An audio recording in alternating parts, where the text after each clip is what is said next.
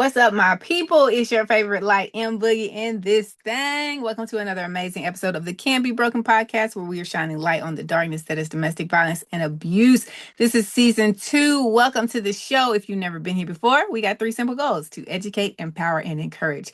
We are here to educate anyone who's never been in an abusive ship, does not understand abusive ships, has never been around it, and are just so curious as to why people stay or why they return. So we're going to find out today. We are here to empower all of our survivors to stand up and share your story without shame, fear, guilt, or judgment, because you are strong, you are powerful, and your voice deserves to be heard. And to anyone who is currently suffering in silence, listen, you are not alone.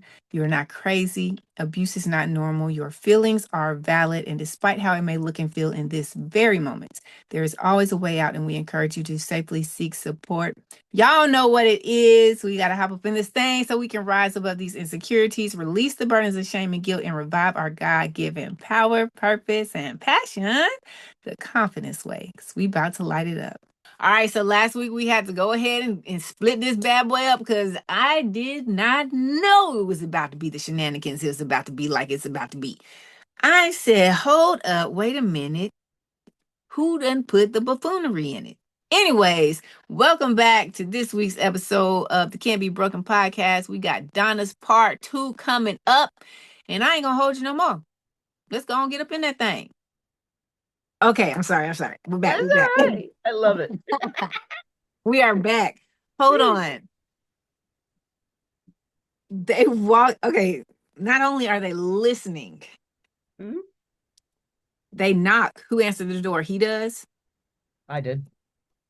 They see all this blood. No, there was no blood, but my face was all swelled up. Swollen. So he didn't break skin, but you're bruised and swollen, like Oh black yeah, it was eyes and visible. everything. Yeah. You have 3 kids. They see at least one of them. hmm Did they say when they arrested him? Did they say what they were arresting him for? Domestic violence. So they said you're under arrest for domestic violence. hmm You Yes. got to go with us. hmm And let him out a few hours later. Do you think somebody he knows is just bailing him out all these times? And there's a story I wish I could tell, but it's third hand, so I really can't. Mm-hmm. But let's just say, how does someone become a trustee? How does someone become a trustee out of jail? Drive, theoretically, Mm-hmm. Mm-hmm. drive the guy in charge of the jail, The warden? warden, drive the warden's car to go get it washed and go and beat their girlfriend almost to death and then come back to jail like nothing happened and nothing does.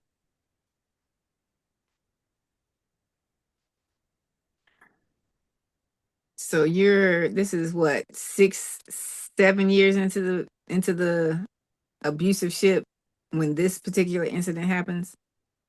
Mm, Drew was 2.5, so that would be 05, 04, 05. 10 years. Yep. 10 years. So this is close to you getting ready to walk away. Mm-hmm. Oh, I guess we were together 13 years. Dang. Yeah, because Andrew was 5 when I finally got out. When people ask me how old my daughter is, I actually have to do the math. I have not seen my children except my daughter since 2009. Because of him. Mm-hmm. How is that possible? Oh, so he left me for another 19-year-old, like I said. But he So kept now showing he's up. like 40, 43, 45. He was born in 62, and Well, this you was said '08, 13 years. so 46 years. Mm-hmm. Now he's 46 Yeah, and he goes and gets another 19-year-old. yeah. Marries her 2 days later. Yes. Yeah, but was showing up in my house overnight. I'd wake up and he'd be snoring in the living room or in the bed next to me. What? Yes. Yep. He would come over and decide now he's daddy of the year. And so he'd come over to do homework with the kids, but leave her outside in the car for hours. Hmm.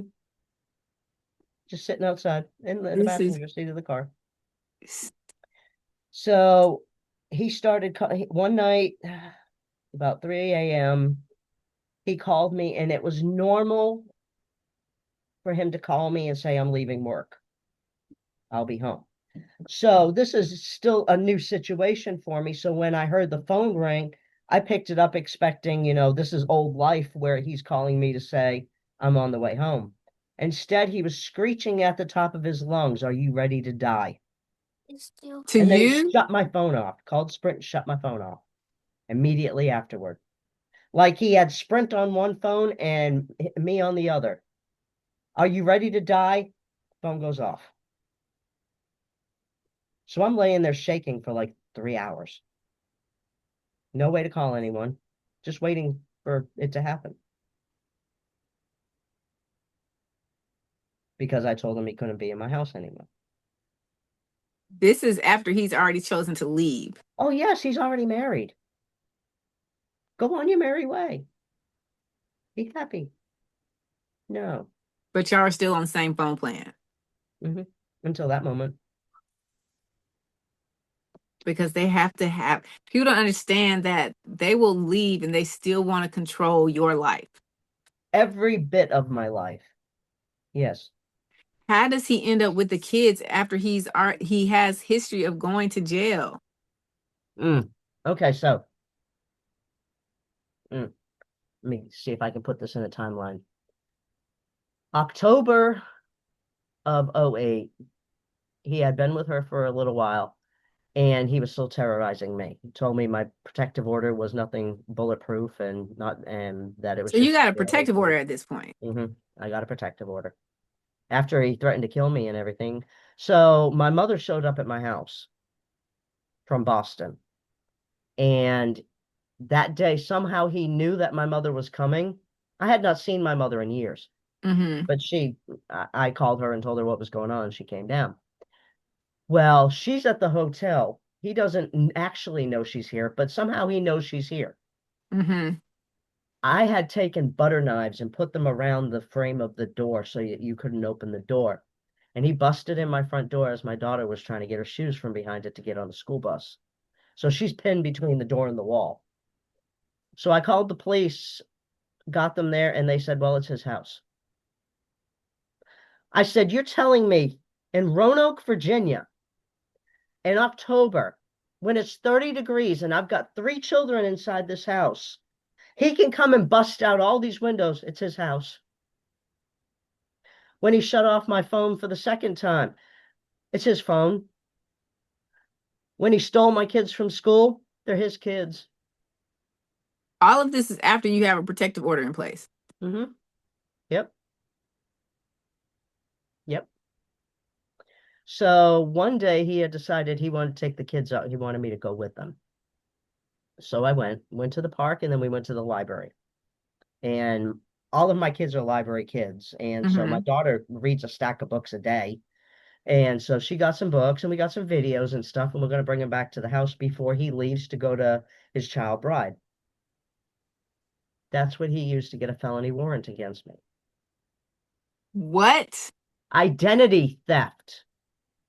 Class How? 5 felony for identity theft for using the family library card, which he pulled out of his wallet, handed it to the librarian, put it back in his wallet. Wait. Yes, The library card doesn't pay for anything. You rent books. they were late. There were late books on the account, and they were asking him for payment on them. So he turned me in for identity theft, said that I stole his card.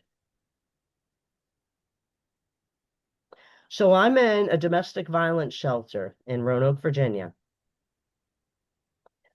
and it's Christmas Eve. And he calls my phone and it says he's at the house, which my house is only like 3 blocks from the shelter. So I called the police and said that he was there.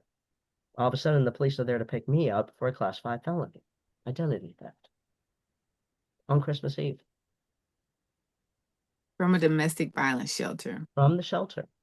Not the first time. Won't be the last time either in this story. So the cop brings me down to the station. My children are having to be picked up by a neighbor. On Christmas Eve night, it's already dark. He brings me down. I'm sitting in the car. He comes back out and he gets in the car and he says, I can't do this. I can't. He brings me back to the shelter. He sits there for a few minutes while I smoke a cigarette and I go inside and it's over. The police officer. Hmm. So he takes you there, but he doesn't book you. He said he could not find the paperwork and he was not looking because it was the worst thing he'd ever been asked to do on Christmas.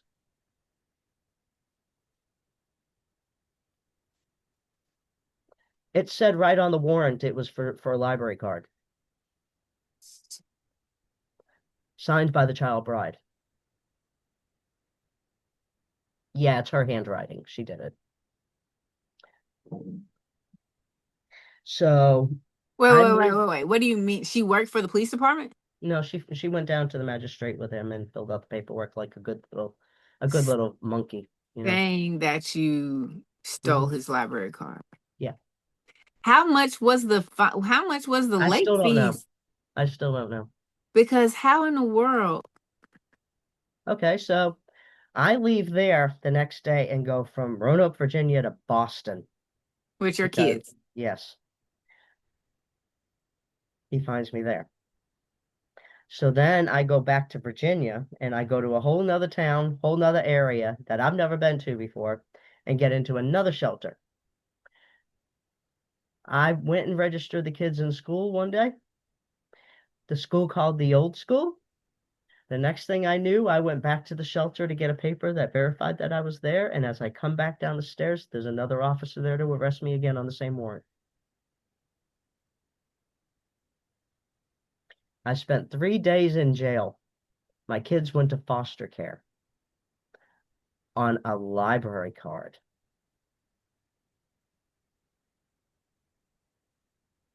So he chased me all the way around the country by just filing fictitious warrants, harassment, or something. You know, he'd call the police in the middle of the night and have them do a well child check, stripping my kids down, asking them what they ate for dinner. It is insane to me how people like this can do all of this stuff and the police respond like bam, bam, bam with no evidence or proof of anything that they're accusing you of. But when I have full blown physical evidence in your face, well, that's just not enough. Or, Exactly. well, you guys work this out. Hmm. They're there. So after running for 3 months straight, couldn't put the kids in school, couldn't get a job, couldn't stay anywhere because every time I found a place, he'd file another warrant. The police would pick me up and tell him where I was. Is this because he still had access to your phone? Like, how is he finding you? He'd just file the warrant and the police would look for me. Oh, so when you would relocate, he would just go to his local whatever and He file the went warrant. he went to the principal at their old school and told him a line of crap. And so when the new principal called to get the records, the new principal, old principal, filled her in on she had been told. And so the new principal called the police. Mind you, he's not taking care of any of the 5 kids before these 3. Yeah, never, never, never. Mm.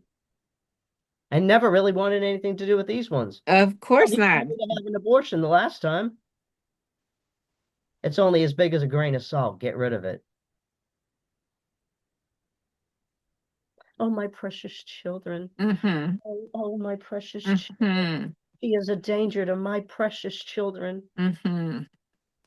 So finally, after running and running and running and running and running and running, I said, I can't take this anymore. I called him one day and I said, you want him? Come get him. Just come get him. Leave me alone. I want nothing. Just leave me alone. Just leave me alone. So he came and got them. That was the worst day of my life. It was like someone had ripped my arms and legs off of my body and just dropped me on the ground. I lost my breath and hit the ground in the parking lot as they were pulling out. That was the worst death anyone could ever experience. And that was the last time I really saw them for a while. Until he called me and said, "Oh, we're getting kicked out of our place. Can you take the kids?" Out of nowhere.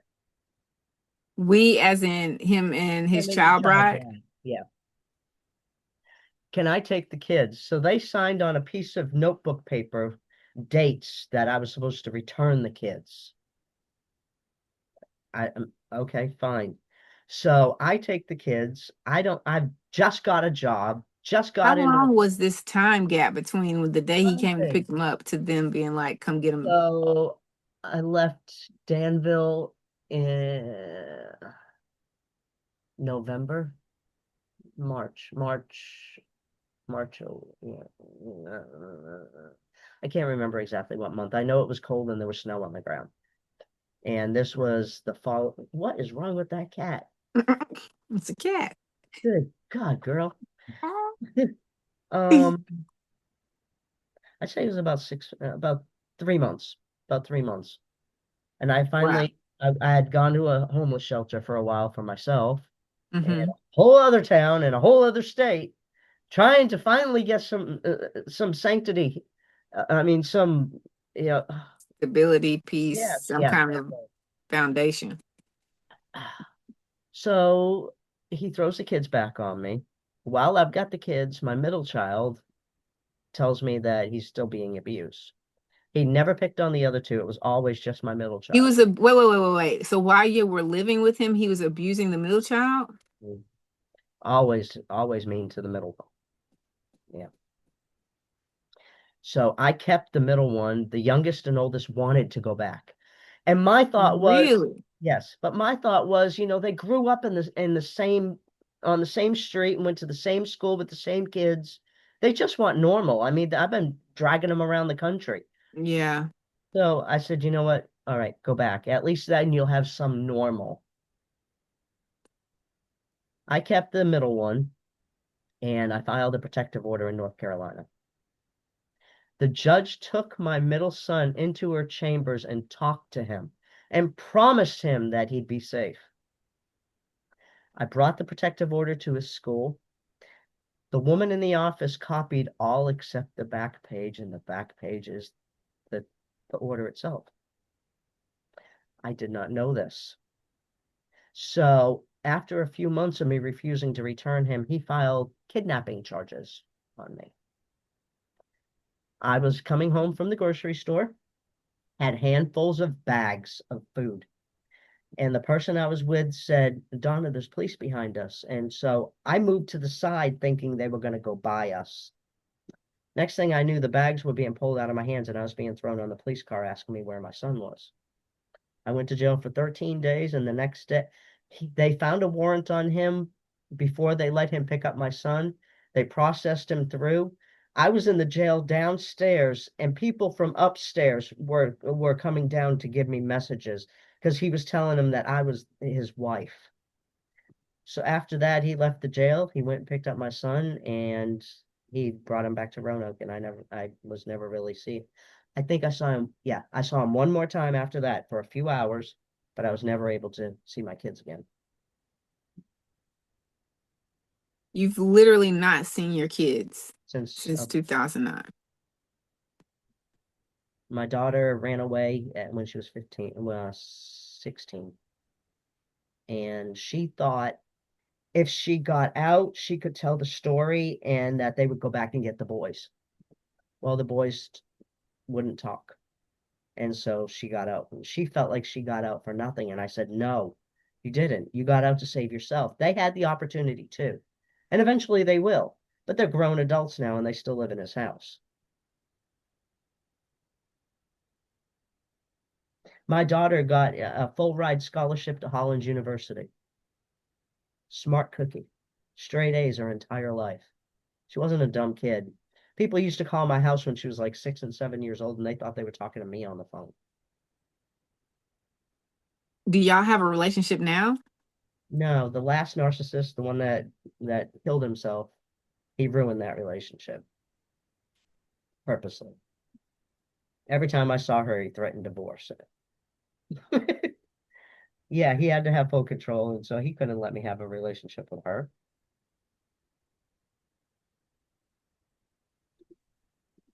So you're in and out of jail because your ex is harassing you and telling lies. And of course, everybody's just believing him, even though he's the one with the legit criminal record. I had no criminal record, and I had one ticket for forgetting to turn on my headlights leaving work one night. And the only thing I had in the truck was pumped breast milk. That's it. I have never been in trouble in my life except the trouble that he put me in. Never in my life. So Never. do you still have a felony on your record or did they take that off? I finally was able to get rid of it. The How long judge, did that take? and the weirdest thing is it was the same judge from the beginning of this all the way through this part of it, all the way through the custody part of it. It's the same judge. And still, So the same judge is like, no, that's a felony. and then after At me the going end. back and forth, I mean, I'm having to travel from North Carolina to Virginia every time he decides to get a wild hair. So I don't have a car. It's costing me money to pay someone to drive me every Mm-hmm. single time. But like I told the judge when I went to court, you tell us to get out. You tell us there's help if we get out. But then you just pick up where they leave off. So we might as well have stayed because at least then we knew when to flinch. So he gets the kids back. I was in court one day and I asked the judge, can I see my kids seeing them here? Impromptu, so that he had no way of trying to get out of it. And the judge allowed the guardian ad litem to take me and the kids to go get something to eat after school. Mm-hmm. Well, Harpo started calling the guardian ad litem's phone over and over and over, just burning his phone up. And the guardian ad litem handed the phone to my daughter. Everything was going good until that moment.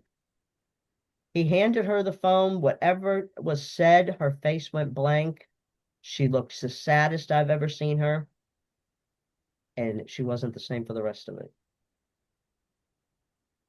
So after the visit, we finally get back to the house and he comes storming out the door, screaming and yelling at the guardian ad litem. Those are my kids. Get that H away from my kid. The guardian ad litem tries to open his trunk. He's pushing him out of the way, throwing the trunk open, throwing the kids' backpacks at the kids, pushing them toward the door. My daughter remembered that my grandmother who had died I was sent a photo album from when she died. And she said, oh, there's something downstairs for you. And she ran in the house to get it. And as she was coming back out, he pushed her in her chest backward through the door. You're not giving her anything. That was the last time I actually saw them. And the GAL is witnessing all of this and doesn't call the police? So the next time we go to court, yes, me too. Next time we go to court, something else comes out. There was one time he was at the house because the child bride had called and said that while she was pregnant, he had accused her of cheating and that he knew that baby wasn't his. And so he kicked her out of the house in the winter with no shoes on. And so the guardian ad litem had to come and pick her up and get her back in the house. Now, this was reported at court, and he still got my kids. The same GAL. Mm-hmm. Judge wouldn't listen.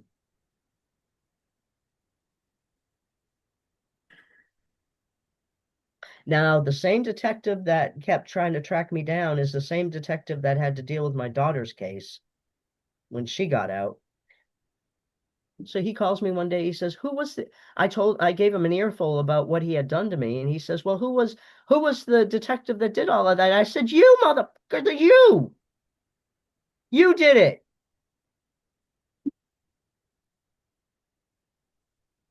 how are you me about a case and you haven't even paid it? Like you didn't even read before you called me. What are we doing here? I And said, I you feel could like take my kids back in, oh, wait, this is 2015, 2016. You could have saved my kids back then. I don't understand. I feel it just seems like family court is set up with the sole purpose of not doing what's best for the kids, but just putting everyone back together. Mhm. The other thing that happens with women that get out, they find out there is no help. I mean, we've just Right. been told the world is going to open up for us. All of a sudden, somebody's going to put their arms around us and tell us we're okay, and we're going to find a safe place to go, and we're never going to have to deal with this again. And that just doesn't happen. There's no legal help. I went to legal aid. Well, he's had a case here before, so that's conflict of interest. What? Yes. The courts won't help. He was able to overturn my protective order What? without me even knowing about it. How? I don't know. The court knew which shelter I was at. They had my address. They never contacted me. They canceled my protective order without me even knowing. He finally called me laughing.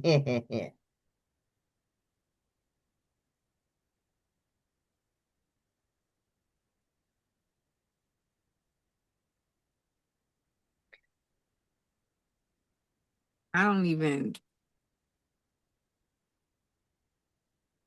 Donna, And we this haven't is even too much. one yet. This is outrageous.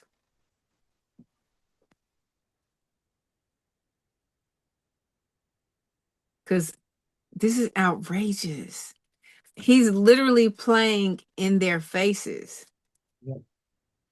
and getting away with it. Yep. He got away with everything like Teflon Don. Nothing ever sticks to this dude. I don't know. Monster. Not even going to give him the credit to call him dude.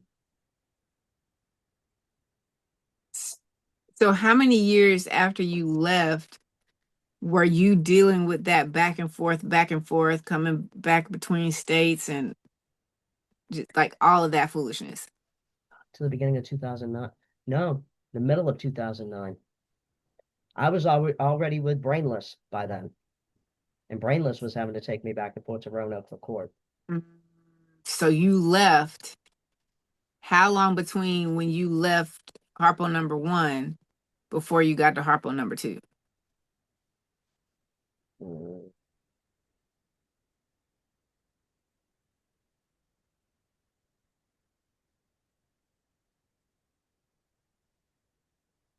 maybe a year.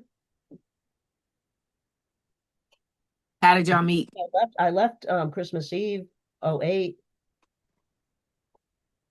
07. Wow, my dates are real screwed up.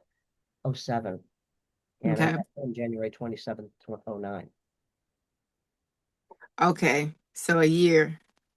Mhm. How did y'all meet? Well, I found other ways to make money. Mm-hmm. That may not be. And so I found myself in a pretty woman kind of situation. I told you I'm straight up. I got nothing to hide. This is not condoning that nor judging that, but Mm-mm. I need whoever's Everybody's got a listening past, and their past makes them a person. to hear what is happening. Like you're trying so hard for so many years to do everything the right way. Hmm. And every time you get somewhere, Harpo is fine, like doing what Harpos do, and they're in finding you and destroying every ounce. And you did you still have the felony on your record then? Hmm. And I was you still had a dealing. felony on your record. And I don't even know if they actually look to see what the felony is for. I don't think they do because I used to be a manager at CVS. And so I Mm-hmm. tried to get another job at CVS and they wouldn't give me a job because of that.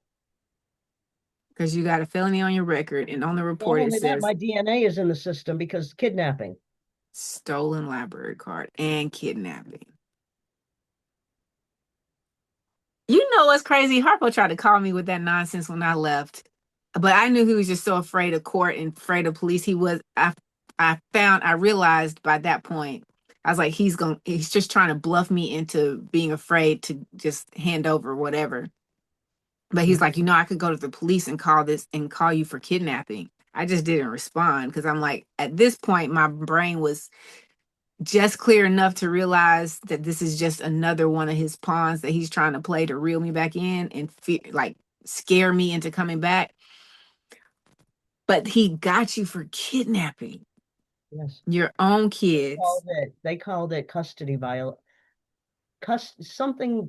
violation interstate.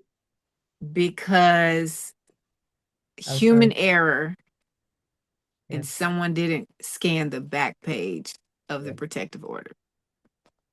And there was no, like, was there not a, hey, if you go look up the case file, it's in the case, like, they wouldn't even But acknowledge that?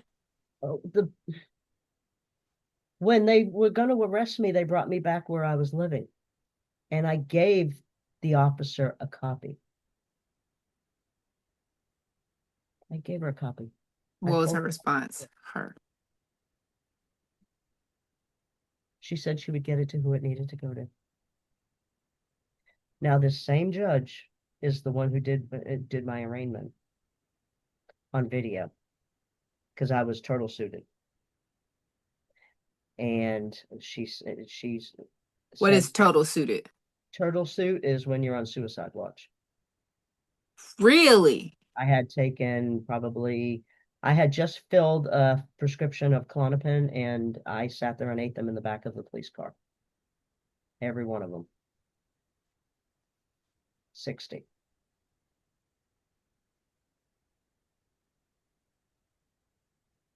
Sat there and chewed them up like candy. I was done.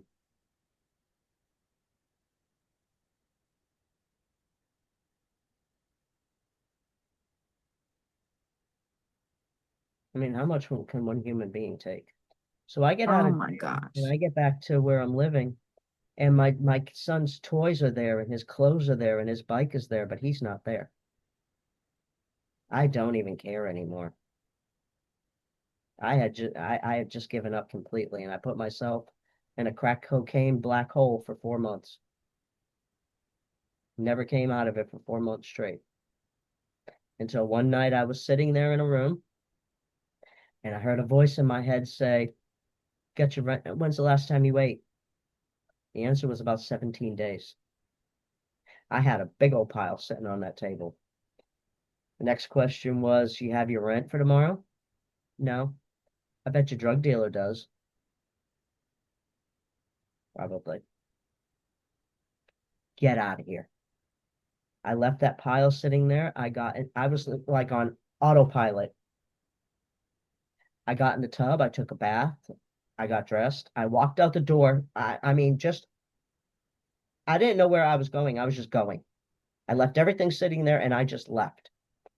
I got on the city bus and I got off the city bus at the next stop, and Brainless was sitting there. Doing what? Well, waiting for someone. I jumped in his truck, and that was all there was. 4 months later, we were together, and we were never apart. 365 days a year, 24 hours a day, 7 days a week, until the week before he killed himself. How long were y'all together? 15 years. 15 years. Dawna, Together, we lived together. I rebuilt his company. 28 years of your life. Has been narcissistic and physical abuse, yes. But he wasn't hitting me, so I didn't see it as abuse, you know?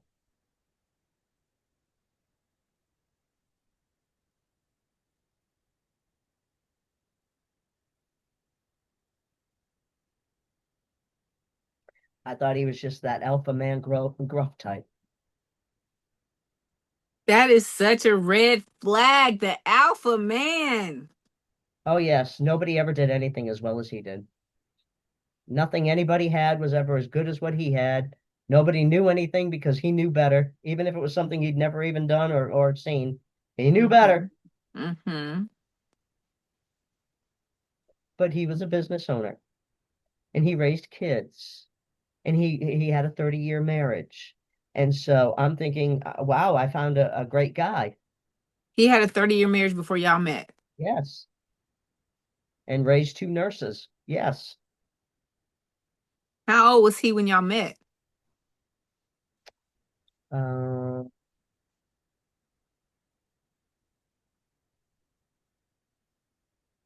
well, let's see, he's 62. In 2009, he would have been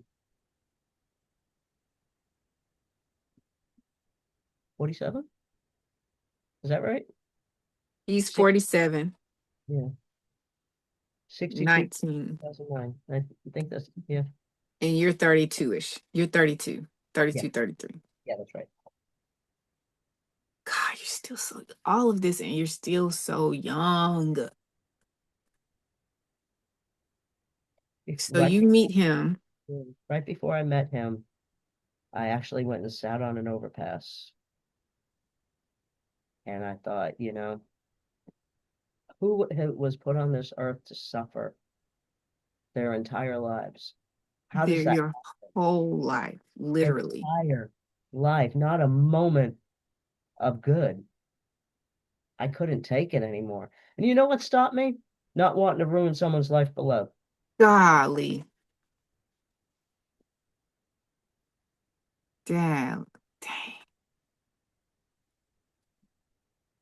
that's wild. Yeah, Because out of all of the abuse, all of the mismanagement and mishandling of your whole being, that good person is still inside of you. Like you're still that pure, good kid that's constantly trying to do what's right. right. And Always. you're thinking of someone else. That's wild. Even after the suicide, even after that, I still did what was right for everyone else and basically gave everything I had away. I haven't worked. I lost my house, my husband, and my career in one day. In one single day, one fell swoop, gone. Golly. I haven't worked since November of 24. I'm sitting here biting my fingernails, waiting for my house to sell because that's the last thing I have to get that I can sell. So you get off the bus and you feel like like how did he make you feel like in that moment? There was something different. I don't know what it was, but something happened in my brain when I sat down in that truck. And it was like 2 + 2 makes 4. And oh my God, everything clicks together and perfect. What the hell is going on here? There was just this weird requiem Mhm. for a dream moment. Mhm. And I thought it was just meant to be. And you thought it was meant to be. Did he tell you what happened in his first marriage? Why Oh, 30 years ended? yeah, we had a conversation before I finally left with him in April. And he said that she didn't pay attention to him. She left him on the road working all the time, and she spent all his money, and he couldn't take it anymore, and Mhm. so he was leaving her. And if I wanted to go, that was fine. And It was all her. yes, it was always all her. Yep. Hmm. It was I all her. never, I never, like you were saying earlier, if somebody would have come forward and said, "Look, this is who this really is." I was told he was a preacher, an outlaw motorcycle member. None of that was true. I did What? not know this until the day he died. What? Entire time that I was with him, I thought he was a former preacher, Baptist preacher, and that he was a former outlaw. It was all a lie. He went to seminary school for 1 semester because he got caught cheating, and that was the only way she'd let him come home. Wow. He was a Christian Motorcycle Association, the Christian bikers, and he went to drop off presents at the Outlaw Clubhouse one time. Mm. That was his outlaw career.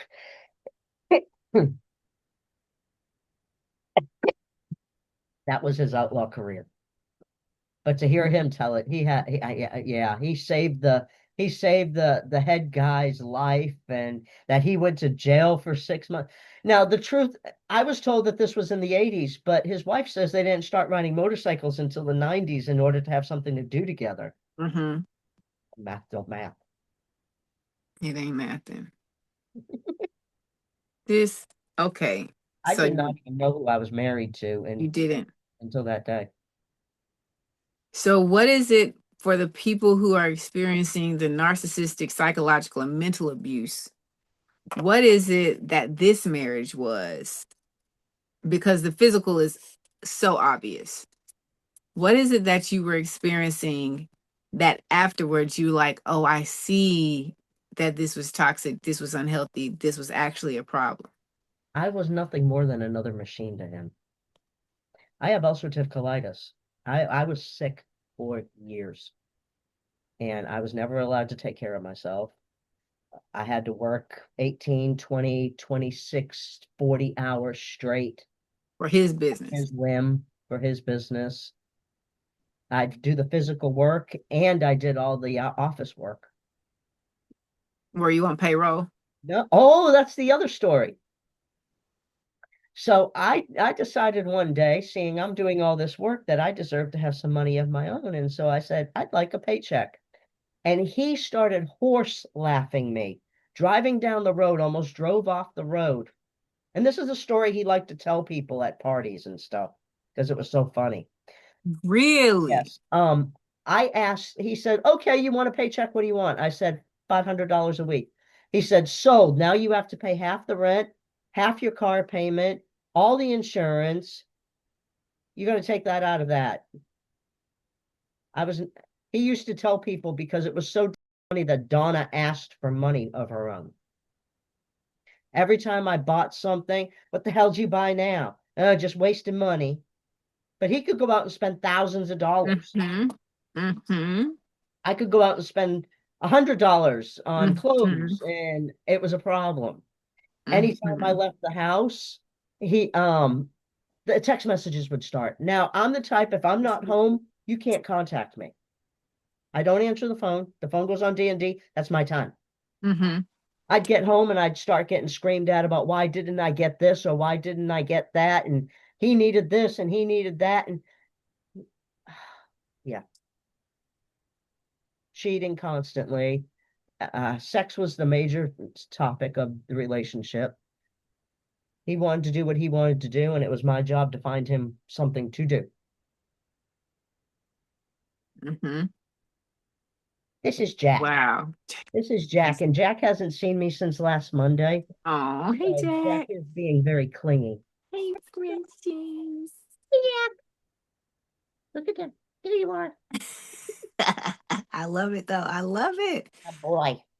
People don't realize like how dare you have any money. Mhm. Because if you have money, if you have your own money, then you have a means of escape. That's how they view their spouse as having their own money, which is why he leaves you with, oh yeah, you can get a paycheck and all that money is going to be gone because you're going to pay for everything that's here now that you're getting paycheck. But forget the fact that you're doing all of this work 40 hours, 50 hours a week for We were able to free. work 42 days straight in a cycle. And that was working from 5 a.m.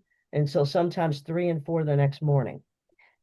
Being sick with ulcerative colitis means bathroom trips 20, Mm-hmm. 30 times a day. It means constant body pain. It means brain fog. It means never being able to perform at full duty and being treated like you're broken because you're not doing what they need you to do. Yeah. And that's the way, that was the final straw in the relationship was I got so sick that it was coming out both ends for 4 days straight. Oh And my he was coming gosh. in the house screaming at me because I wasn't outside helping him work.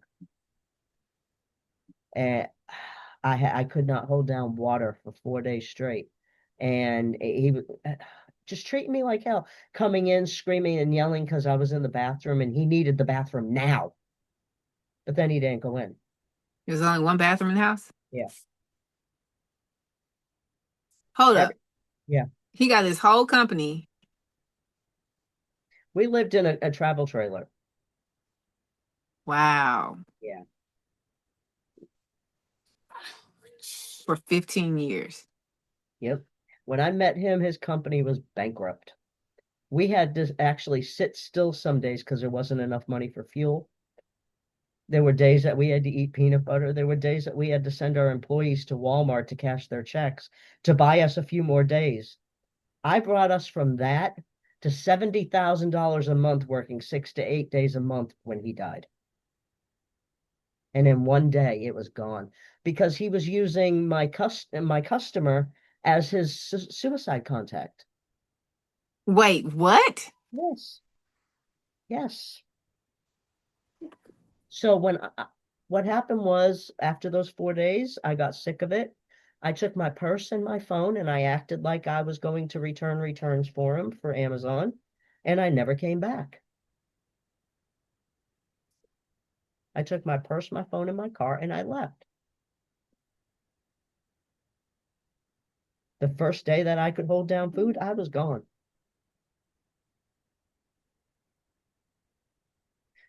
And your name wasn't on anything. My name was on credit cards and stuff, but most of the stuff was under his name.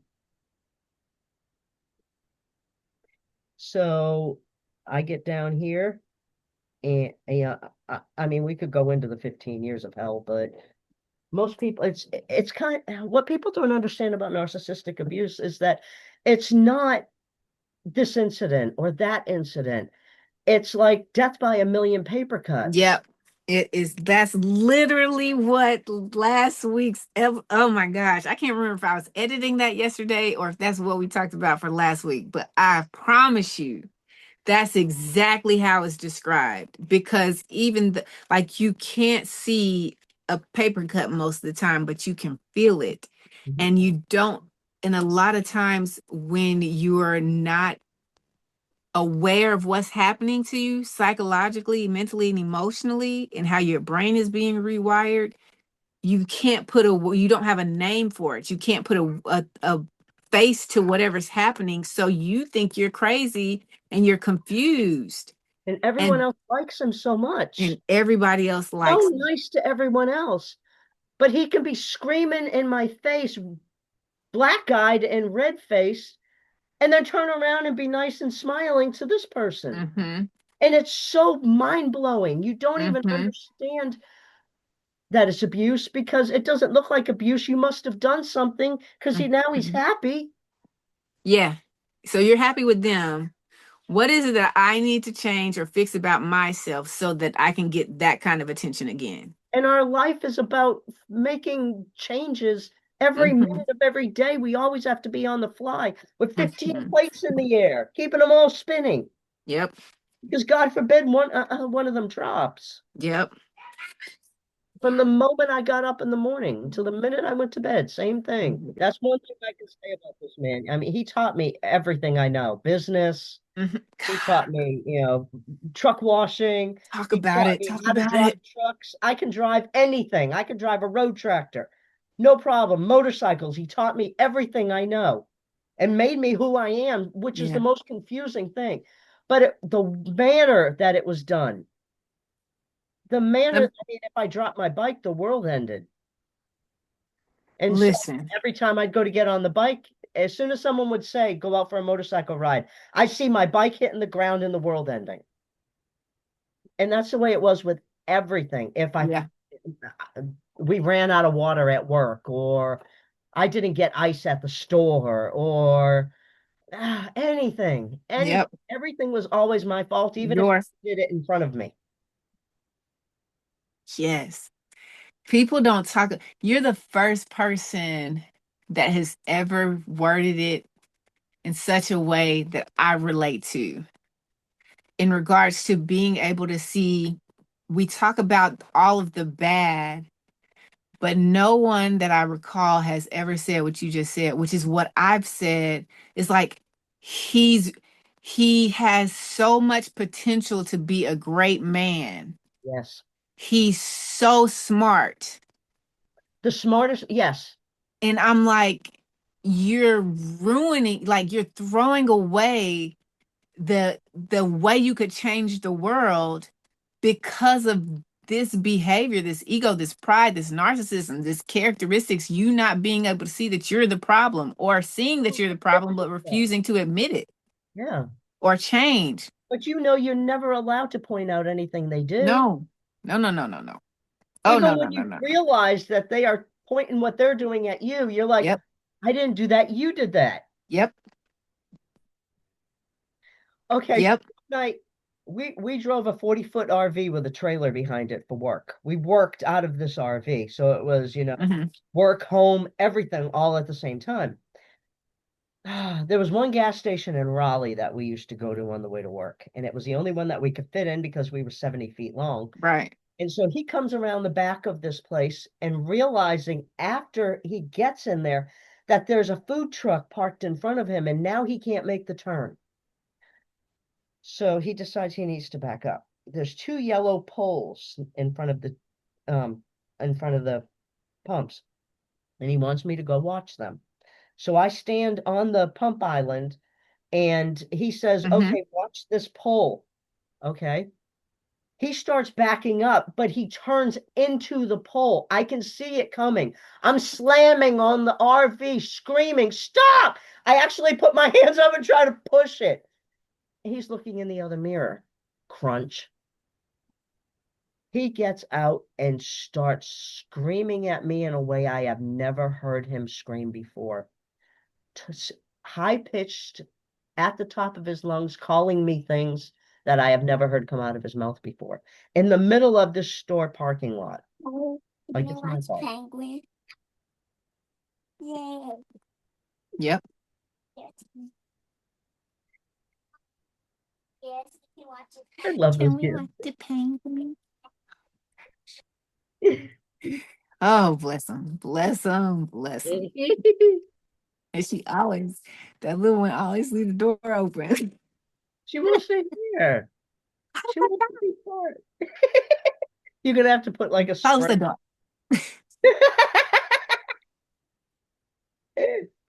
That'll be right up her alley though, because she love any kind of challenge.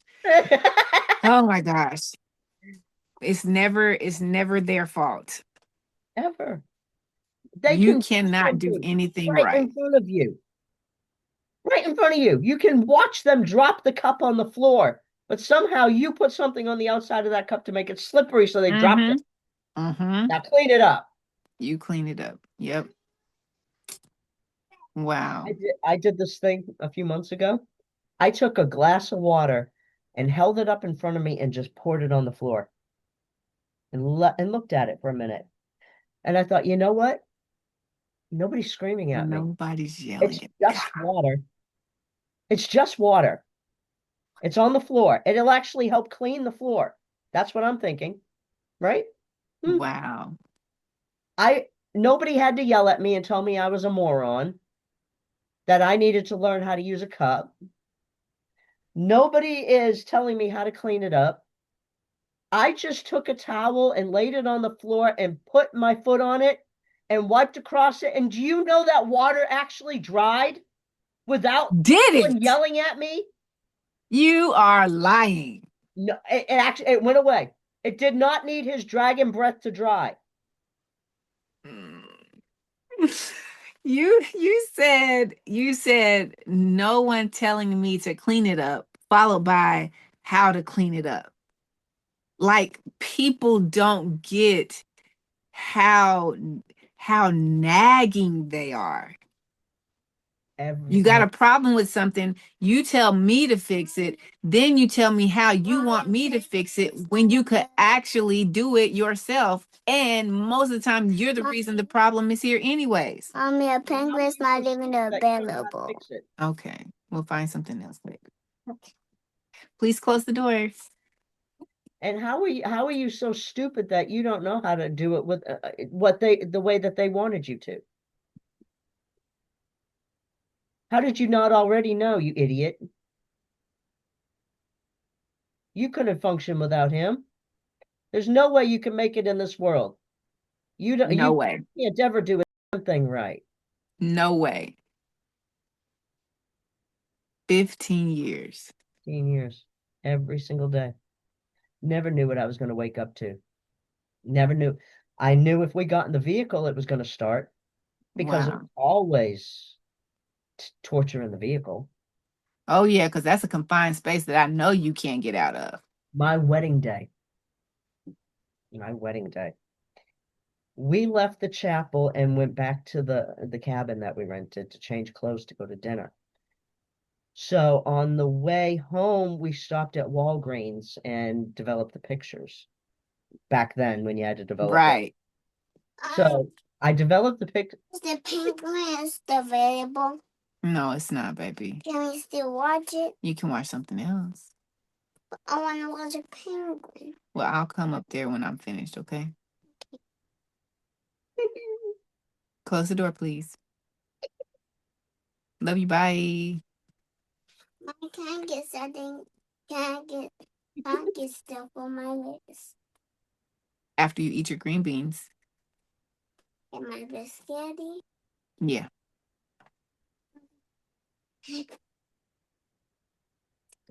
And she didn't close the door either.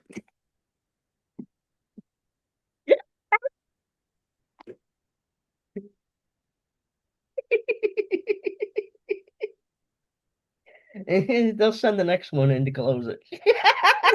It's just it's a revolving door. Please. See, here's the thing. My dad's not here. And so they just roaming right now. And once they see one person come down here and talk, it's just Yep. Mama's available. oh my gosh. 15 years. Your wedding day. So your wedding day, y'all leave, y'all go to the cabin to change clothes to go to dinner. And then I realized that I left the debit card because I didn't have one by then. I left the only debit card we had in my other pockets, my back pockets of my shorts. So we get a few minutes down the road and I go, oh, shit, I don't have the card. He flipped into a demon I have never seen before in my life. Complete demon. Punching the steering wheel, spitting, red-faced, black-eyed, 70 miles an hour on the side of the mountain in Gatlinburg. All the way down to the restaurant, screaming and yelling at me the whole way. We get out of the car and get into the restaurant, and he flips and is ready to speak to the maitre d'. What just happened? Now I'm supposed to go sit at this nice romantic dinner. I don't understand what I just went through. I was just driven around 70 miles an hour on the side of cliffs. Terrified. Terrified, scratching the seat, not knowing if I should blink. Oh my God. Yep, started from then. Did you not think after the 13 years you had just experienced, did you not think like, you know what? I should probably not. No, because this was a whole different animal. I had never seen that before. How long were y'all together before y'all got married?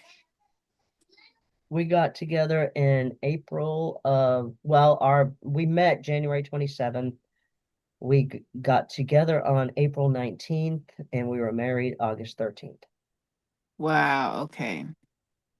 No, So the next year. of the next year. So you were together for a year Yeah, while he waited and a for half, or 3 you days. had known him a year and a half. Yeah. 3 days after his divorce went through, we got married. And for that year and a half, you had never seen this. I had seen one incident where he came home, and it was kind of one of those situations, but it's still, I didn't even know how to classify it. Or came in the house screaming and yelling about he was sick and tired of the and that I needed to pack my and leave. And it was 10:45 at night in Hendersonville, North Carolina, in the middle of nowhere. So my brain, I'm not the freak out type. I'm the, okay, how do I get back to the highway and how do I get down the highway with a suitcase? Mm-hmm. And then anxiety attack hit. And I sat there and couldn't breathe for 45 minutes while he sat there and giggled.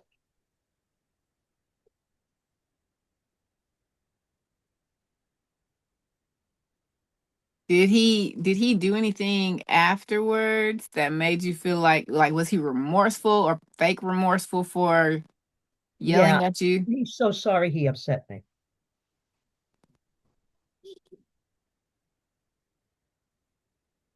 And then I didn't really see it again until we got married. The day y'all got married. He had ownership papers then. That's wild.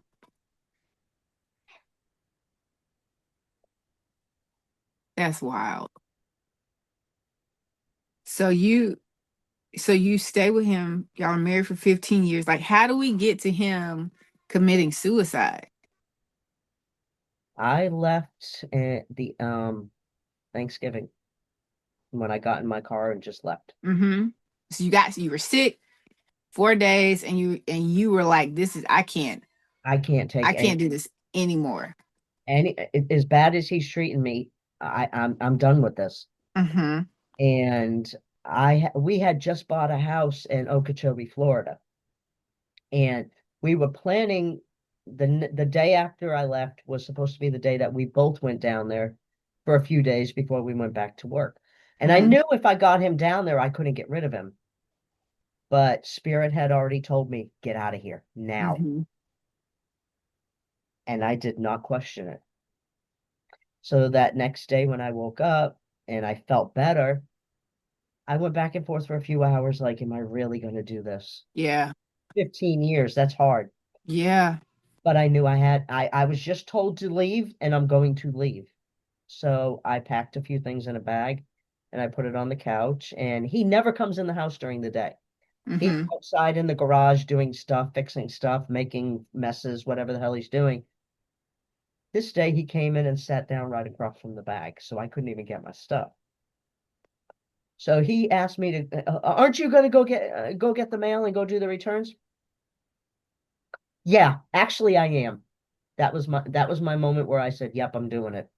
So Yeah. I ran down to the post office and I got the stuff out of the post office. I came back with that. He said, aren't you going to take the returns? I said, yes, but I thought you might need this first. So I sat in the garage and I did all the Amazon returns on my phone Mm-hmm. and I put them in the back of my car. And then I got in my car and I went to do the returns and hours and hours and hours. I left at 2 o'clock in the afternoon. 6 o'clock in the morning, I pulled in at my house in Okeechobee. On the way down, I tried to get a hotel room because it was getting the middle of the night. It was late, and there was not a Mm-hmm. hotel room to be found coming down 75. Wow. I called every hotel I could find within a 50-mile radius. I even stopped at some. I called some. There was no room available That's because there was a hot wild. air balloon festival and there was a SpaceX launch at the same time. So there wasn't Dang. anywhere for me to stop. So I stopped at a rest area for a couple hours and I slept and then I drove the rest of the way. And as I parked at my house, the sun was coming up and my spirit voice said, your first day. I was there for 3 days. I did not contact him, but then I started getting messages and stuff with my customer as a copy. long drawn out messages, things about me and this and that. I don't know what was said that I didn't see. All I know is this was our customer for 15 years. And the day after he killed himself, all of a sudden my customer wouldn't call me back. $70,000 a month, gone, just gone.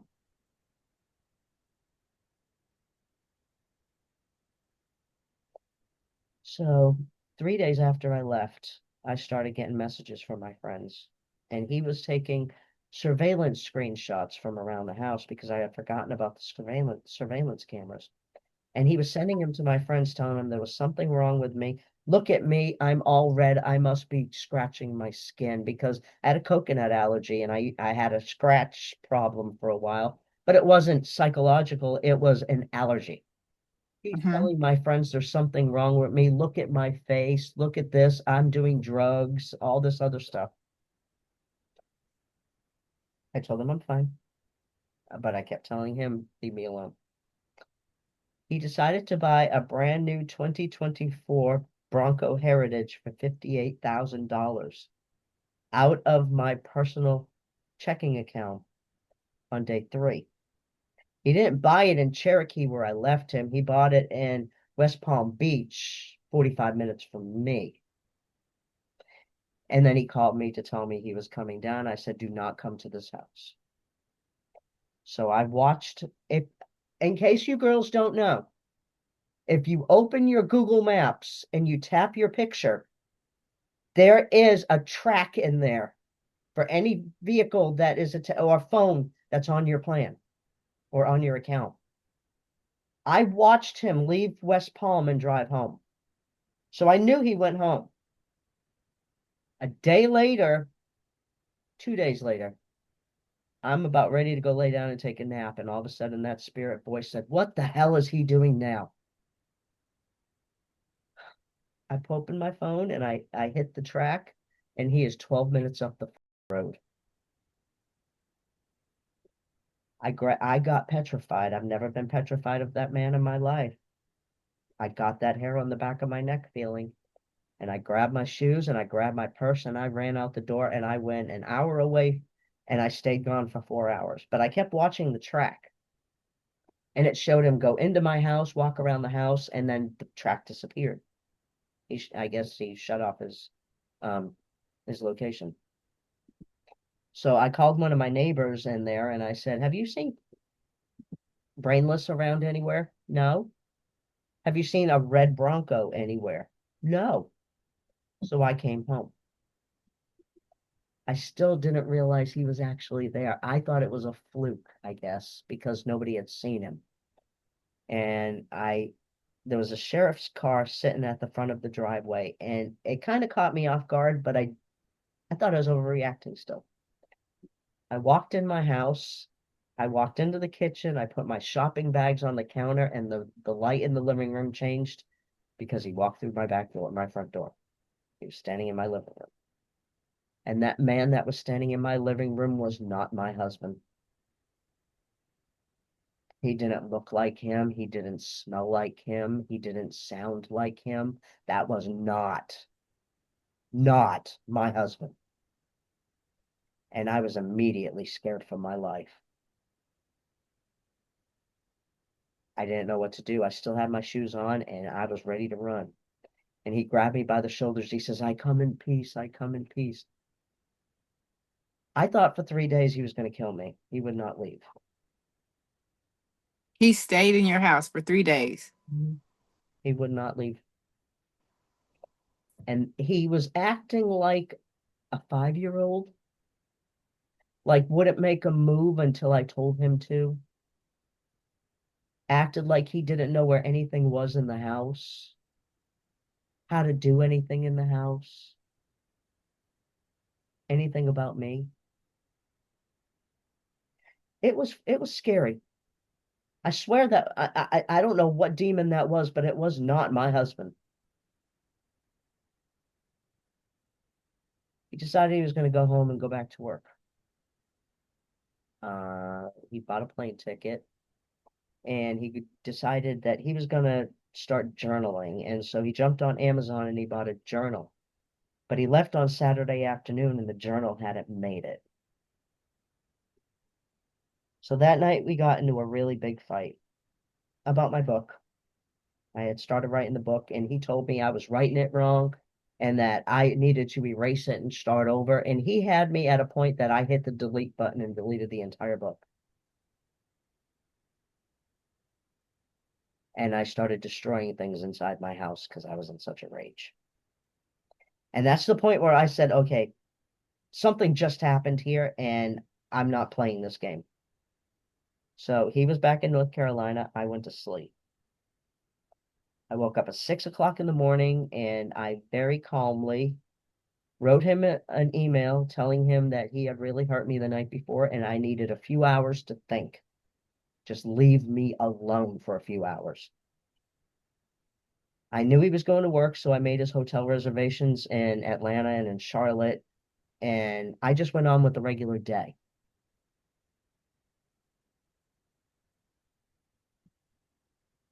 Around noon, no, around 9:48, I looked down at my phone, and I had a video and a text message from him. The video, he had a shotgun on his shoulder, and it said, "You'll find me in the garage. I know this is what you've always wanted to see, so here it is." I stared at the phone for a minute because I was like, nah, no way. This is the guy that always said suicide was stupid and that anyone who did it was weak. He's just trying to get my goat. I know he is. I had one friend I could call, and she's a nurse, my sister, basically. And she's 47 minutes from him. So I called her and I said, I don't know what's going on. I forwarded that and I said, I don't know what this is, but I don't want to call the police just in case it's nothing. And I heard her car doors close and I heard the engine start. And I stayed on the phone with her for a few minutes and she said, I'll call you back when I get there. I've got surveillance all the way around my house. And so I can see in real time while I'm talking to her. They pull up in front of my house. Her husband pulls up. She opens the car door. As she closes it, the shotgun goes off inside the house. He waited for her to get there. He knew how long it would take to get there and who I would call. The car door closes and you hear slam, boom. He locked the front gate, so she had to run around to the back gate and get in. And as she came around the corner, I could see her look up at the window and go like this. And she said, Dawna. And she went up the stairs to the house. And there's a small window to this side, and she could see him. 45 seconds after the shot now. So he's still spurting, he's still convulsing, and coming down off the couch. She's a trauma nurse. She's seen all of this, but not her brother. Not her brother. Basically, I mean, we rode together. We did everything together. We camped together. We traveled together. These were... Did you ever talk to her about how he was treating you? No, but everyone knew but me. Everyone knew how he was treating you, but you didn't know they knew it. Yeah. Everyone saw it but me, but nobody said anything. So by noon, I had to start making phone calls, and those were the hardest phone calls in the world to make. But that was the first time I found out who this man, or whatever he was, really was. But yeah, he left me 5 videos telling me I was a demon, that I needed to get help before I ended up like him, and all this other stuff. And yeah, spent yeah. I had $20,000 sitting in my safe in cash. When I got to the house afterward, there was $2,000 there. I don't know what he did. Yeah.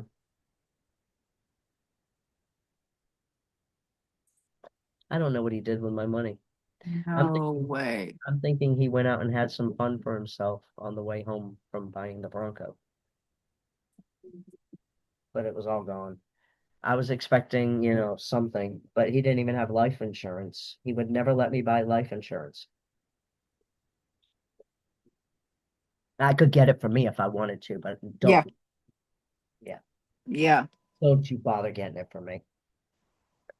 On his phone, after I got his phone back, and I'll tell you that story in a minute, but after I got his phone back, I started looking at his history. He signed up for BetterHelp, Match.com, and was searching how to will his stuff to his kids he hadn't talked to in 15 years. All in the same breath. Yeah. Wow. One So thing I they're good at doing is telling you that you are exactly who they are. exactly. Yeah, Like he's calling you demon because he sees the demon in himself. yeah.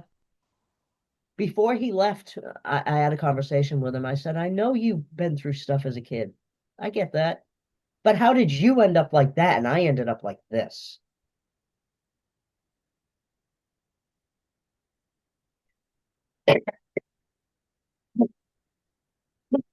Sorry, the Holland from up north is still kicking my ass. So here I am in Okeechobee, Florida, completely removed from everybody I know. My husband's just killed. Oh, by the way, so the journal he bought, as I'm on the phone with her, the journal shows up at the door. So the mail lady is now brought into the middle of this as I hit the floor.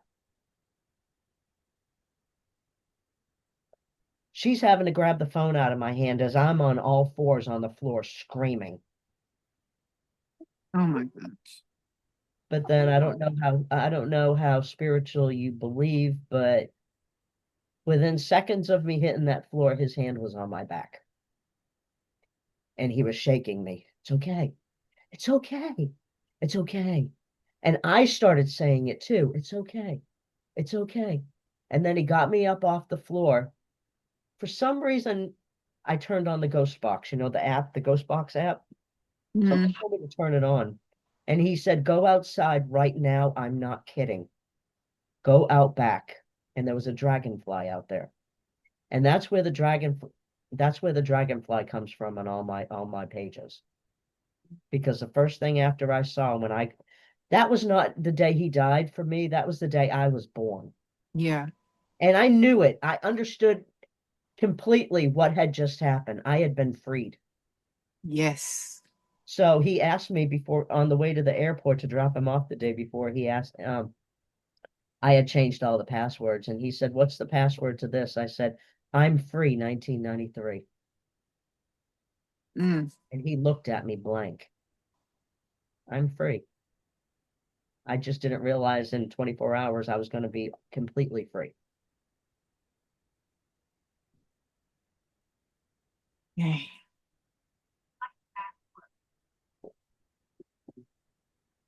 Wow. Boy, you got a handful tonight, didn't you? Woo! Listen, Donna, Hey, that's not yours. I did not know what we was getting into.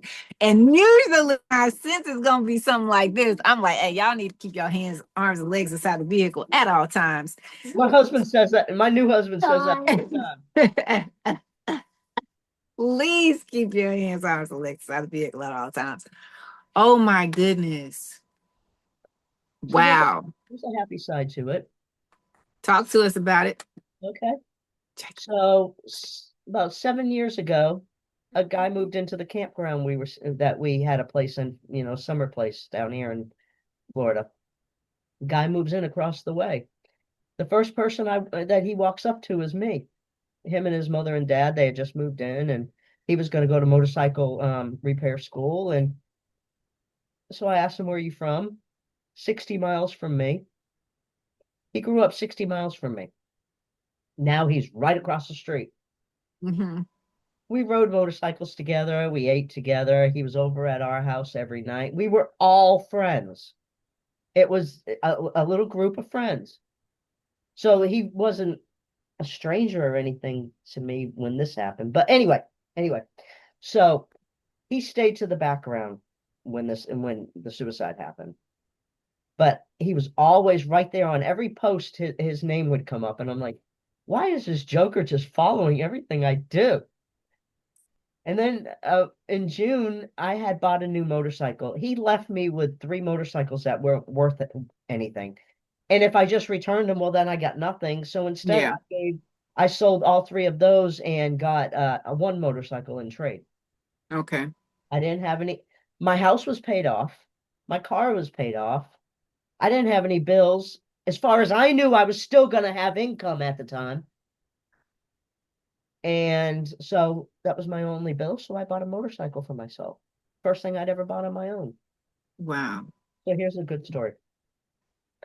I'm sitting there in the parking lot at Marshall's department store, and I'm talking to the guy at the motorcycle shop doing this deal, and I'm sitting there thinking, I'm never gonna ride again.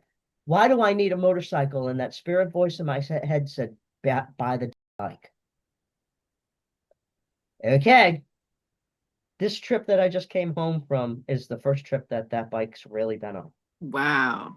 It sat in my garage for months and months.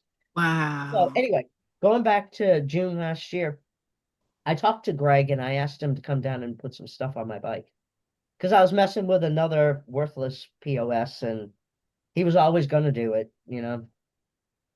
Oh my gosh. So he comes down and he puts the pipes on my bike and stuff, but something clicked the moment he walked in that house and I started shucking and jiving.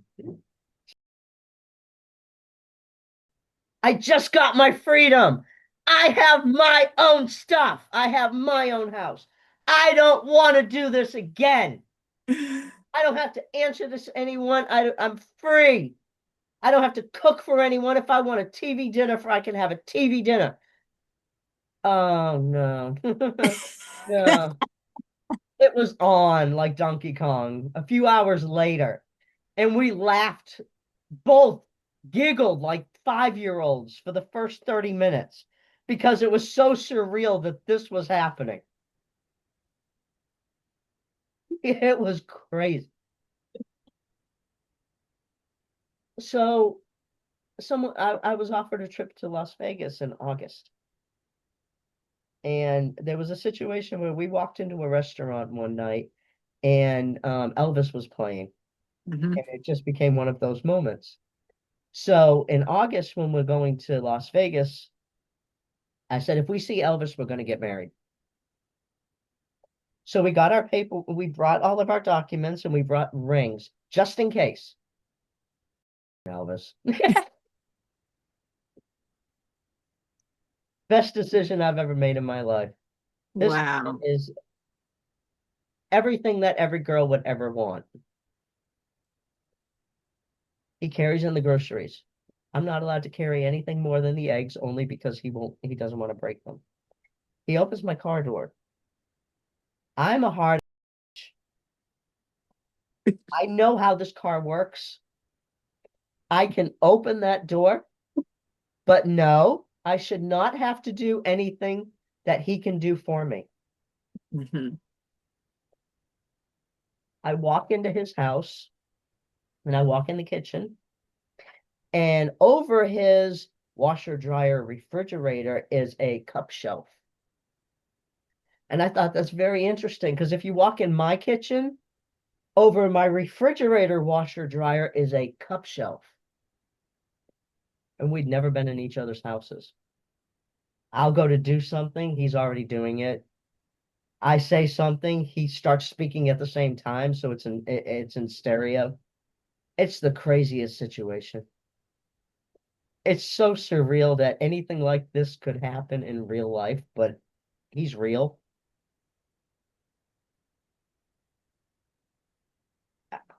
I guess I earned him.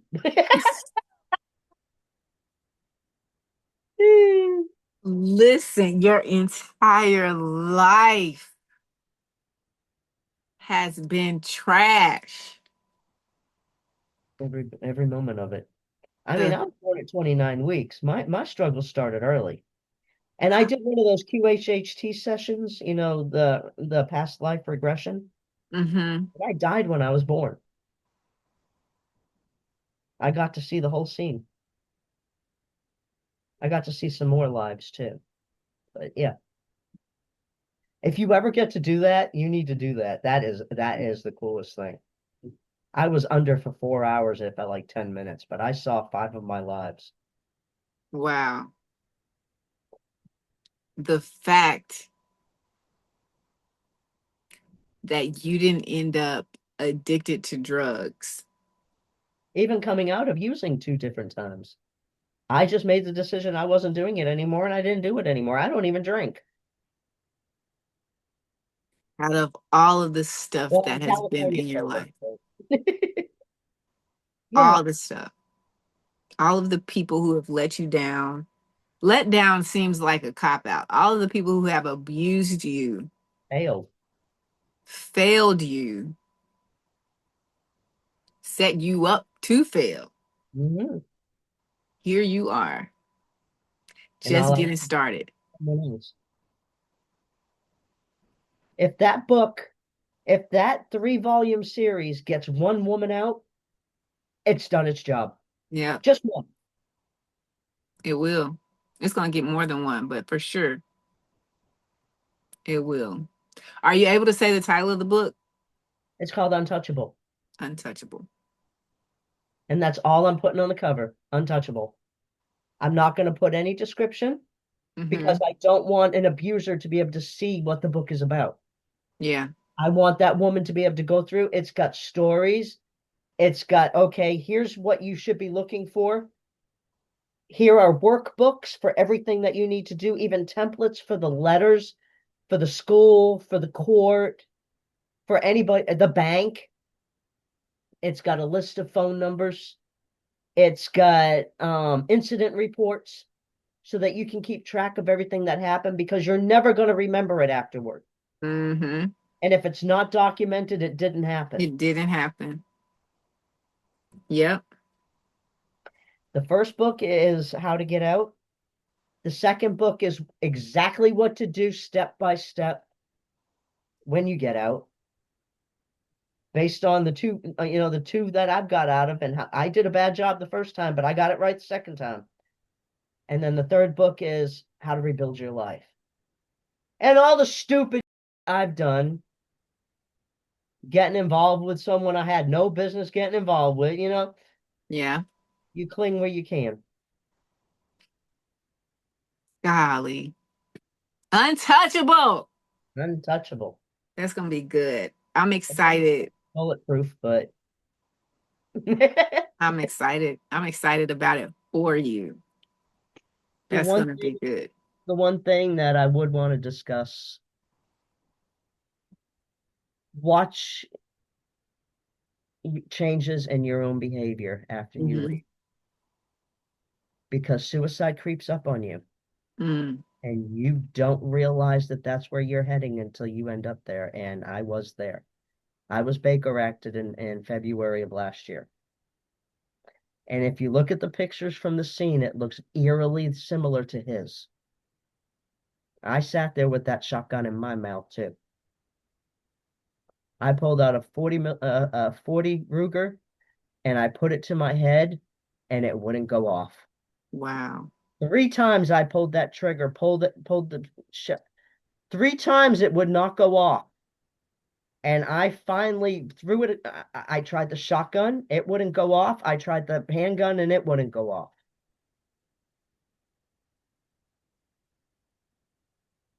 Watch your behavior. You start getting distant from people, make someone accountable for you. Don't do this alone because you'll go down a bad path. Yeah, I made it through, but I could look back and see the progression over the few weeks of how my mentality changed. I started doing things like I would do a photo dump on Facebook And I would tag everybody so people would know who to contact after I was gone. Wow. I didn't even realize that's where I was heading until I was sitting there with a shotgun in my mouth too. Dang. Someone has got to be accountable for you at that moment, because that is a rough thing to go through. Leaving is hard enough. Yep. Suicide on top of leaving, plus losing everything, is enough to drive anyone to their knees. Twice. But I'm here to tell you, it doesn't get better. I walked out of that hospital a totally different person than I went in. And I have built ever since. So that's why I wanted to call it bulletproof, but I'm not doing that. That's not the whole story. That's rock bottom, and I climbed right back up. And now here I am sitting here. I sat down to write an ebook. Mm. And the next time I looked down, I had 91,000 words. And I was like, that's too big for one book. We're going to have to cut this in 3 books. Now I Yeah. got 3 books, and all I started for was a 5,000 word ebook.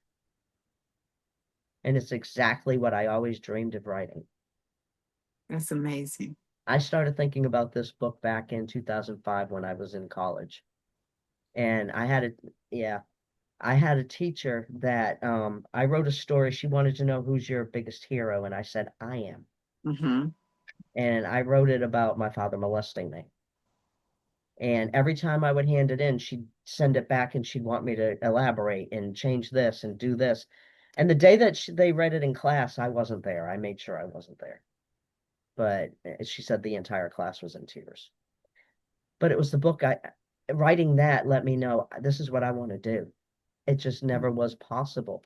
You can't have hobbies when you were the narcissist. No. You can't read a book. You can't even sit down and listen to a video with sound on. And if you are sitting down, you need something to do. So they're going to give you something to do. Yep. Wow. Dawna. Girl. Whew. This one right here. Y'all okay over there? Cause I am good. I understand exactly. listen, How if they're coming at me this hard for 50 straight years, there's something I'm here for. you are here for it.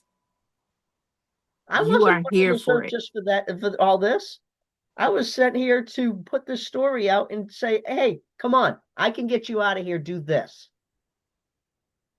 That's it. That's part of it. And Part of I mean, I'm thankful that you are still here because your story, your triumph is going to help so many people. It's going to help so many people. That's all I hope for. It I'm not is. doing it for I'm not doing it because I want to write a novel and I want money. I'm doing it because this is what people need to hear. They don't need the clinical part of it. They don't need the DSM-5 given to them in a pamphlet. They need to know this is what real life is like. What you're going through is not uncommon. I've been through it too, twice. Twice. I can help you here. Yeah. Mm. Y'all heard her. You heard what she said. She is here for a reason. I'm here to And write. I can't wait until that thing is published and the world gets to experience Oh, me too. the It's almost to freedom. a point. I wrote a book. Why me? Mm-hmm. Why not But you? I'm sure the woman who wrote Harry Potter said the same thing when she was sitting there broke at that Mm-hmm. laundromat, sitting there with her baby trying to write a book. She didn't know what was going Wow. to happen with it. It could, That's I mean, amazing. crazy things happen. But Every single day. Oh, I Donna. really feel like this is one of those that could be used in a situation like shelters to teach other women, or Women get this book and they start it and they put it on a shelf and they don't touch it for 5 more years, and that's okay. Yeah. We don't all have to go at the same pace. At all. All of our lives are completely different. Mm-hmm. Maybe it takes you 10 years to get out. Maybe it takes you one day to get out. But whatever speed it takes you that's right for you. Do it safely. Yes. Please, safely. Please. Do it safely and do it. And don't look back. Your life can't is so look back. much bigger. They are going to try. You Yep. will see a side of that person you have never seen before. And it's Oh, not even real. I mean, bizarre. It gets hairy for a while. Just keep on running. Keep on running. Don't Yeah. look back. Don't turn into that pillar of salt. Keep going. Keep going. Come on now. Because you go back, it gets worse. It gets worse. It gets worse. Now they know what you're gonna do. Mm-hmm. Now they're gonna Mm-hmm. just clamp down tighter on top of you. Yep. And then how are you gonna get out? You got one chance, girl. You got that one chance. Do it right. Get ready. Do all your packing. Find someone who can hold your stuff for you. Call your bank. Check the GPS on your car so that they don't have screenshots of Oh. where you were sitting. Don't be afraid to tell people. They don't Mm-hmm. want you to tell people. Of course, they don't want you to tell people. Don't talk about what happens. Both. Tell them Scream all. like a canary. You know what? They probably already know. They've already seen them. A lot of them do. I've had friends come back and tell me that over and over again. Yeah, well, that day that he did this and that day that. Why didn't you smack me in the head with it? Hey, fly, McFly. Wake up. Wake up. Girl, this is a good one. Thank you. You welcome. Thank you for your openness. Thank you for your mission. Because some people, a lot of people are too afraid to speak on what they've experienced, even if they are out. But you are really on a mission to help more people You with can't be your life. there. You have nothing to be ashamed of. I know you don't want to tell people because you think you're going to look stupid. You won't look stupid. You look stupid if you stay there and he kills you. Ooh, Because I'm telling you what, if I looking at his body language that day on the surveillance videos, had I not listened to that voice when it said go, I would not be sitting here talking to you. my goodness. There is nothing in this world, nobody could tell me he would not have killed me too. Every one of our friends says, yep, he would have. He would have. He would have. He was so desperate that he sat there and waited for my friend to get out there so that he could go out with the biggest bang he could come up with. Every time I hear that song on the radio, Let's Go Out with a Bang, I'm like, Oh yep, my that's gosh. his song. That's Brainless's He song. waited. He waited. How do you ruin someone's life like that? She's going to see that flashback for the rest of her life. She went home that night and kicked in her cabinets in her kitchen. So, how do you do that to someone?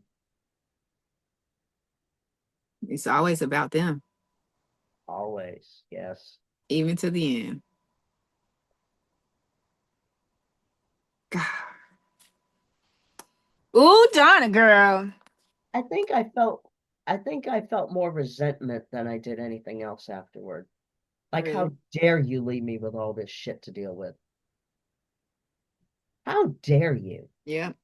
Now I got a company dropped in my lap. You've already sabotaged the company, and here I am trying to catch up, trying to figure out what just happened because now my customers won't call me back. And I just hired someone to do your job because I'm not there and I want to keep things running because I can't look like the failure. I can't look like I couldn't handle it. So for 4 months, I chased these customers and nobody has yet to give me an answer. There's no way after 15 years you Yeah. had someone in there to do my job the next day. Oh, your sons, by the way. The boss at the facility had his sons there to do my job the day after he committed suicide. How's that happen? Mm, mm, mm. It's a I will lot. say that national auction company. It It's a lot. starts with a JJ. Wow. But here you are, bigger, better, brighter than ever. Yep, we've started a mobile motorcycle repair. Amazing. So your bike breaks down on the side of the road. I've got a Harley certified mechanic with a trailer that he can pull your bike up and fix it sitting right where you are at your house. You're at work. Leave me the keys. I fix the bike, put it back. No tow truck, no Harley shop keeping your bike for 6 months. That's brilliant. Mm-hmm. That's brilliant. Everybody, people pay for convenience. They will pay He's for still kind of convenience. scared of this new company because he's worked for someone all his life. And I was like, the knowledge you have, Yeah. there's no possible way you should be working for someone for chump change. Yeah. Because you're not selling yourself, you're selling your knowledge. And you've Mm-hmm. got a hell of a lot of knowledge. So we're not working for anyone else anymore. You're opening a company. And so that's what we did. I love it. I love it. I'm so excited. I love it for you. And that's all about engines in Daytona Beach. Come on now. You there. You in the right spot. Yes. You in the right spot. So if anybody listening is in Daytona and Yeah. your bike breaks down, your car breaks down, you live in Daytona, you need a car fix, you need a jump, you got a flat tire, call Greg at All About Engines. All about engines. Daytona. Yeah. Okay. I never Okay. expected I'd be living in Daytona Beach, but I'm living in Daytona Beach. There you are. There you are. Enjoy that sun, that sunshine. That was hot. And your peace. The sunshine and your peace. I'm so proud of you. I never expected there to be a day in my life where someone said, I got it. I got it. That's a terrible, terrible mindset to grow up with, believing that that's not going to happen for you, or even thinking that even having the idea that it's a possibility for you. Exactly. Feeling stupid for even giving yourself the time to think of that. Wow. Girl. Y'all, I'm just going to say this. Another one in the books. I have thoroughly enjoyed this conversation. I'm so excited to see who all is going to help, who all is going to reach, who all your book is going to reach and help. Thank you so much for choosing you, because when you choose you, you choose us. You choose the rest of the world. Like, choosing yourself means choosing to better the world.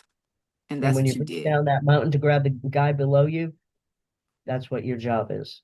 You That's keep what you climbing, did. but you bring everyone else up with you. Bring them on up. Bring them on up. Dawna, it has been my privilege and pleasure to have this conversation. Thank you so much for taking the time out. I love you to pieces and back together again. I'm excited for you. I am happy that we know each other, that we have met. This Yes, is I am not the really end of glad you Dawna, met. y'all. That book gonna be blasting off the shelves. It's gonna be blasting off the shelves.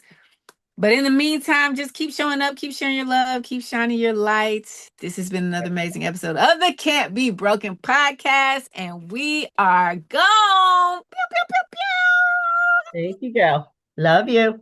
pew, pew. Love you, girl.